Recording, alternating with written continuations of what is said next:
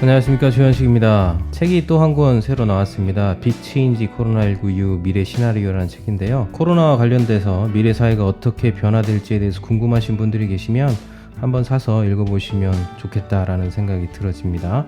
그리고 한 가지 더 참고적으로 말씀드리고 싶은 건 뭐냐 하면 뒷부분에 주목해봐야 될 투자 종목, 투자처 이런 것들이 뭔지를 한번 간단하게 말씀을 드리려고 하니까요. 끝까지 보시면 도움이 될 것 같습니다. 일단 지난 영상에서 말씀드린 것처럼 지금 전체적인 분위기는 엎치락 뒤치락이 반복되어지고 있죠. 지난 주말 대유행 이런 것들이 계속 커지면서 전체 경제적인 상황은 굉장히 힘들었습니다. 근데 어제 월요일이죠. 월요일 같은 경우에는 경기 부양 기대가 또 나타나고 주택 지표가 굉장히 좋았거든요. 5월 보류주택 판매가 나왔는데요. 이전에는 마이너스 21.8%가 나왔거든요. 예상은 18.9%. 그런데 이번에는 44.3% 엄청나게 좋아진 20% 이상 상승하는 지표가 나오면서 시장이 완전히 바뀌었죠. 흐름이. 이런 것처럼 지금 계속해서 엎치락 뒤치락하는 상황 가운데 있다. 이번 주, 다음 주 고용 보고서가 이제 발표를 앞두고 있는데 또 이 분위기가 또 어떻게 되냐에 따라서 상황은 또 달라지는 이런 형세가 계속해서 진행되고 있습니다. 그러니까 지금 당분간 7월 첫째, 둘째 주까지 나타날 수 있는 모양은 일단 바이러스 관련돼서 문제가 딱 제기되면 하락합니다. 그러다가 지표나 어떤 기대감이 또 나타나면서 그 하락을 받쳐주고 이런 것들이 계속해서 반복될 수 있는 상황이 지금 우리가 있는 상황이죠. 그래서 저번에도 제가 말씀드렸지만 굉장히 조심하셔야 됩니다. 잘못 움직이면 끝날 수 있습니다. 제가 최근 통계를 보니까 이미 개인 투자자들의 40% 정도는 손실을 봤다. 이런 데이터들이 있더라고요.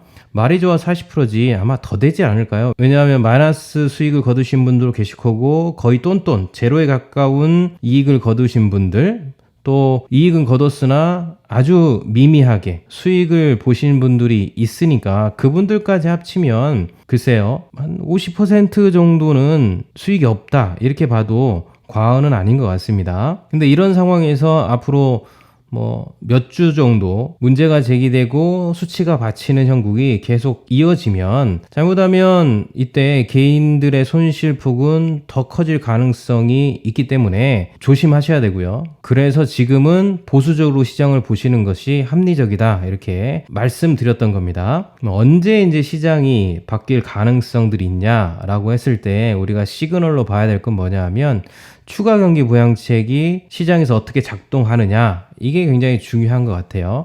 그럼 이제 추가되는 실탄? 추가가 기대되는 실탄이 있느냐 이 부분을 좀 점검해 봐야 되는데요.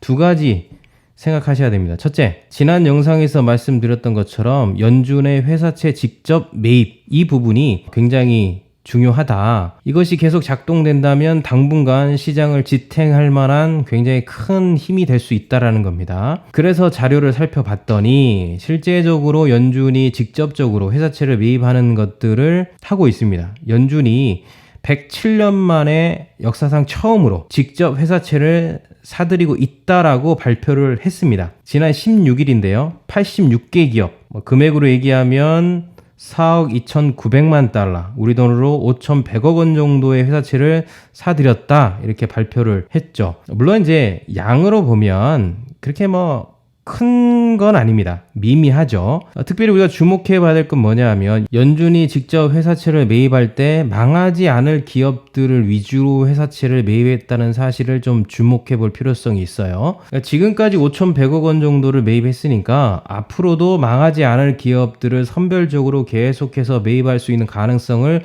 열어뒀다라고 보시는 것들이 필요할 것 같고요. 이런 작동들이 계속 된다면 많이 들어보셨을 거예요. 연준에 맞서지 말라고 그런 말들이 충분히 의미 있는 말로서 시장에 작동하지 않을까라고 보여지고요. 물론 이런 부분에 대해서 반론도 있습니다. 굳이 연준이 직접 개입해서 회사채를 사야 되느냐? 연준이 회사채를 사기 전에 했던 수많은 과정들을 볼 때에 이미 회사채 시장은 살아나고 있었는데 굳이 그렇게까지 할 필요성이 있냐라는 평가도 있습니다.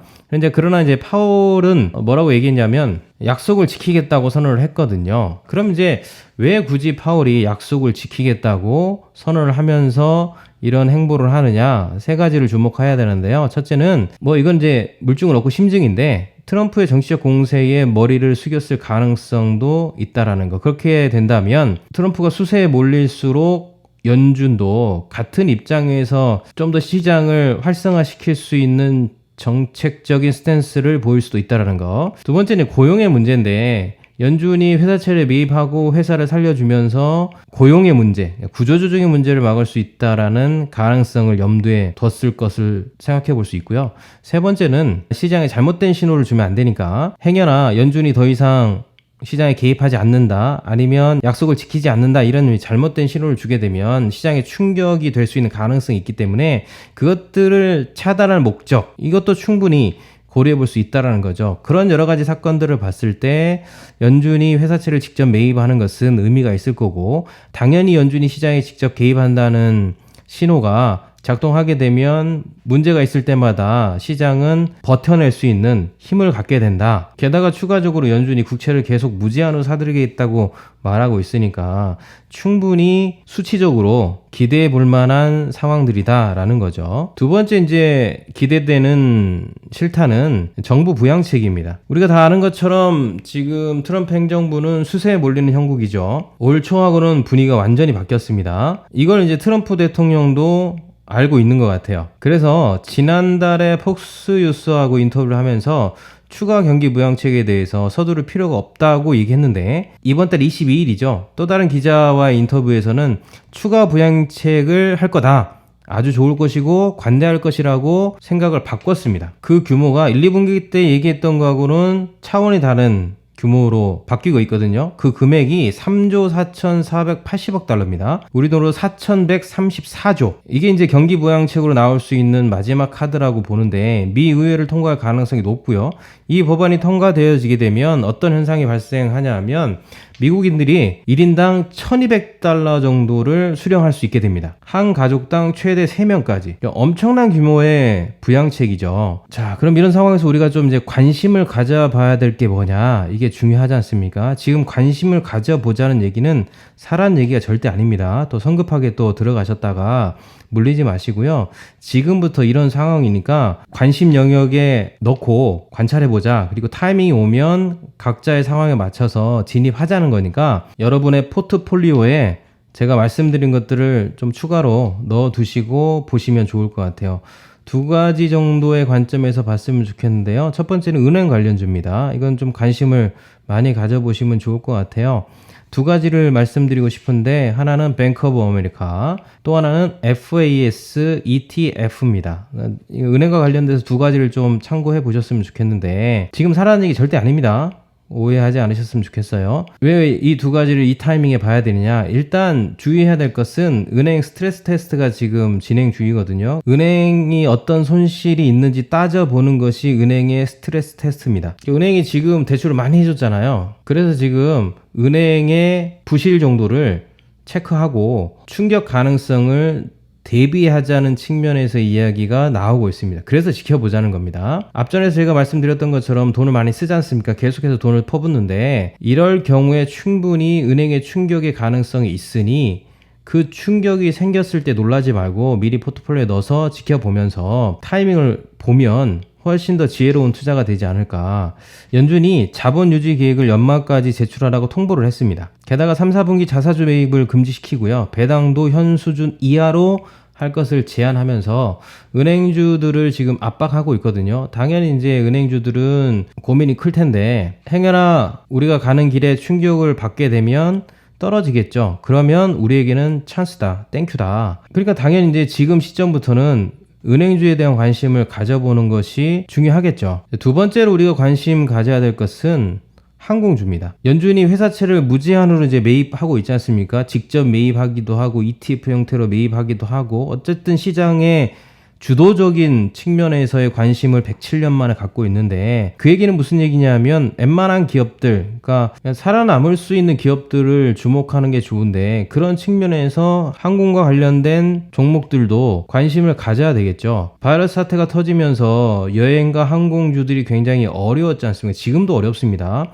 여행 같은 경우에는 대체적으로 백신과 바이러스가 나온 다음에 전 세계적으로 안정감이 주어졌을 때 활성화될 수 있는 가능성이 높으니까 그러면 2022년 말은 넘어가야 된다는 얘기잖아요. 그래서 상당의 시간은 필요하겠으나 연준이 회사채를 직접 매입하면서 웬만한 기업들은 살려내려고 하고 있으니까 지금 무리수가 있더라도 다시 살아난다는 관점에서 보면 항공주나 뭐 이런 것들을 관심 가져보는 것들은 당연한 거고요. 그 중에서 델타항공 같은 경우에는 나쁘지 않지 않습니까? 그러니까 길게 보고 지금부터 항공과 관련된 업종군들을 포트폴리오에 편입해서 지켜보는 전략도 나쁘지 않다. 그런 의미에서 오늘 제가 관심 가져볼 두 영역을 말씀드렸고요. 잘 살펴보시면서 지혜롭게 진입하시면 의미가 있지 않을까라고 생각이 들어집니다. 꼭 부탁드리고 싶은 건 뭐냐 하면 지금 사라는 얘기가 아닙니다. 제발 부탁드리겠습니다.